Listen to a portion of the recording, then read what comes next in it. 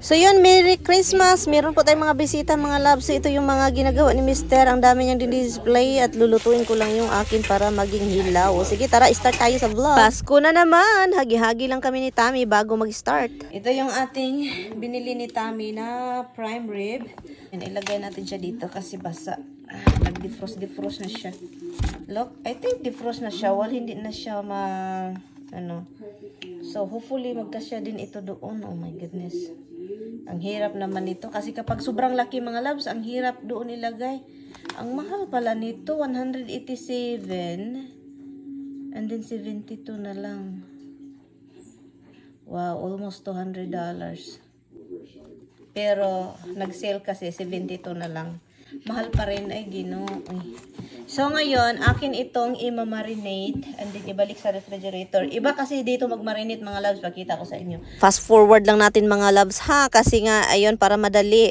So nag-gloves na ako dito para sa isang kamay lang na ating ihaplos-haplosin natin ito. So lagyan ko siya ng mustard. Mustard talaga yung kailangan. Kung gusto din nyo ng ayaw ng mustard oil, and then garlic powder, salt, paminta, and yun lang siya mga loves. Maraming salt.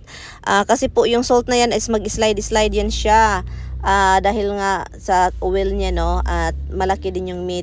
So pagkatapos ko nilagay ko siya sa refrigerator at nag-start na naman ako dito sa ating couch para naman mawala yung mga buhok. Alam niyo naman na tayo nang dami talagang mga buhok-buhok dito sa ating bahay dahil nga sa ating 4 na mga alaga. At so yun, so hindi pa ako tapos, so nagdesisyon akong kunin yung ating UGG na material, yung blanket man yan siya mga loves. UGG, sobrang soft talaga niyo Sobrang proud ko na kuha ko to sa basurahan. Charot. Galing po ito sa dumpster. Tignan nyo, sobrang soft niya. As in, sobrang soft. Ang saya nga nito. Hindi ko siya palaging ginagamit. Ginagamit ko lang siya doon sa office ko. At saka, kapag may tao, ilagay natin sa ating couch para naman maganda yung feel kapag hawak-hawakan nila yung ibabaw ng ating couch. O diba? Sobrang soft niyan mga loves. Sobra. But anyway, so ngayon, balik tayo sa ating kusina. At tapos ng ligo si Mister. So ang ginawa niya mga loves is naglinis lang siya ng celery para na sa ating i-dip daw ito, kakainin ng mga tao. At habang busy siya, sabi ko gawa ka ng extra para sa ating salad kasi ako na yung gumagawa ng salad, nagmi-mix lahat. Usually talaga mga loves itong salad natin, ang gumagawa nito is yung kapatid ni Tammy, magdala yan dito.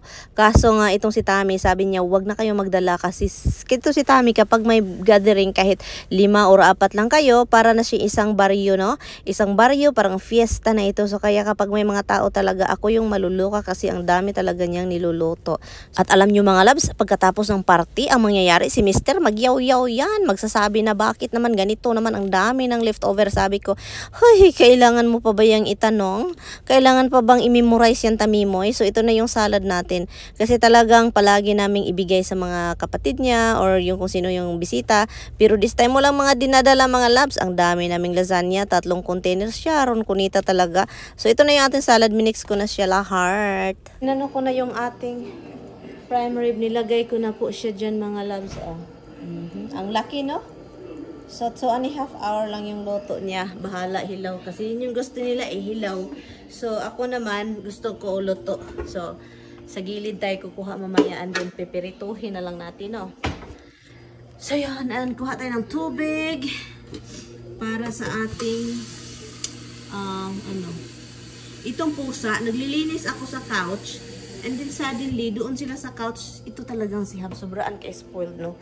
Nandun na sa couch, nakaupo na doon and then nilalagyan na yun na yung buhok.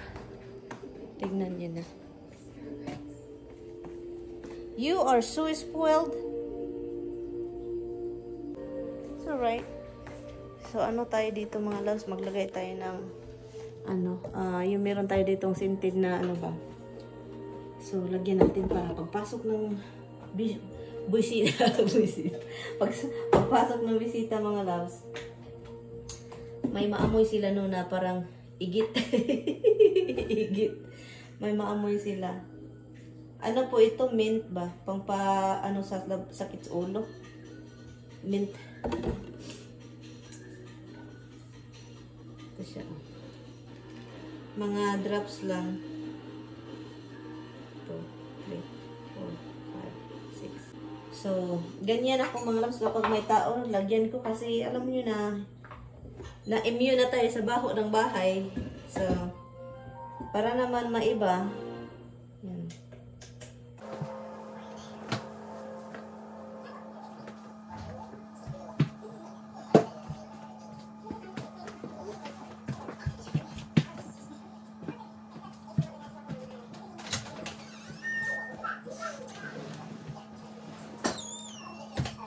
Hopefully, hindi yan anuhin ni Dimples. Kasi si Dimples talaga, kapag may makitang bagong mga rag, doon siya mag-ihi, no?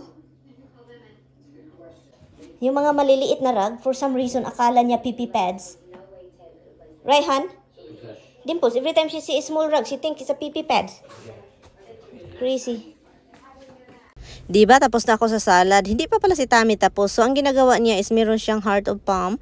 And also, meron siyang artichokes. Meron siyang black olives. Meron pa siyang, iwan ko yung mga nilalagay niya, mga loves. So, ready daw. Hindi na niya minimix sa salad kasi ayaw niyang salad na sagi, no? So, yun. Kung sino yung mahilig sa salad, kayo na lang yung maglagay kung ano yung ilalagay niyo sa lagay. Iwan ko na lang itong asawa ko. So, sabi ko, ang dami ko ng hugasan. So, yun. Sabi pa niya, wag kang mag-alala naman. Maghugas-hugas ka. Bakit na meron naman tayong dishwasher? O, diba?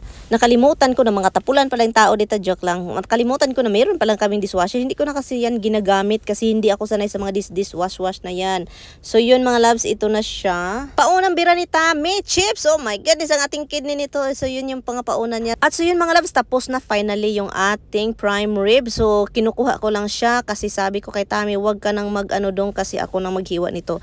Kasi bawal ka. So upo-upo ka lang doon. So ako nang kumuha, ako nang nagluto lahat, ako na nito.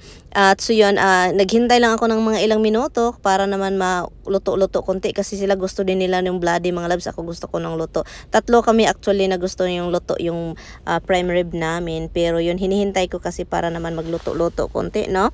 So ito na yung ating Spanish rice na masarap mga loves. Uy, grabe. Ito yung gusto nila Tami pero tayo mga Pilipino gusto nating white rice, no?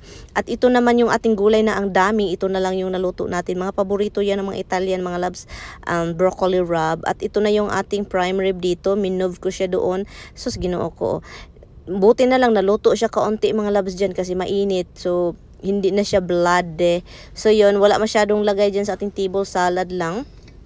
At yun yung talagang kailangan. Mahilig din ito sila sa mga salad. Mahilig sila sa mga damo. Yun yung naobserbahan ko mga loves. Kain sila ng kain ng damo. No, iwan ko na lang. Pero mga malalaki man itong mga taong ito. Huwag kayong maingay ha. Sabi ko ng mga malalaki. So ito na, ito yung pakita ko sa inyo. Ang dami mga loves. O diba? Daming shrimp, daming cheese, daming whatever. Mga ganyan talaga si Tami. So ngayon, walang kumakain halos. Ay, doy, ginoo ko. So ang ginawa, inilagay namin sa bagay para snack daw ni Tami. At nag-ready din siya ng croutons para sa kanilang salad. O, diba? Yeah, she's in the office hiding behind the couch. No. Yeah, she won't move.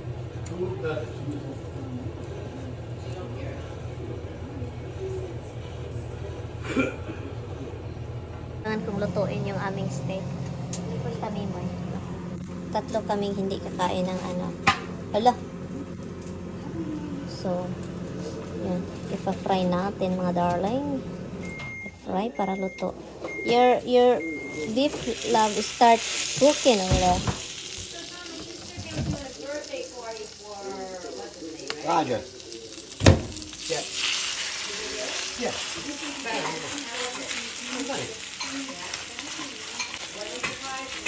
It actually was.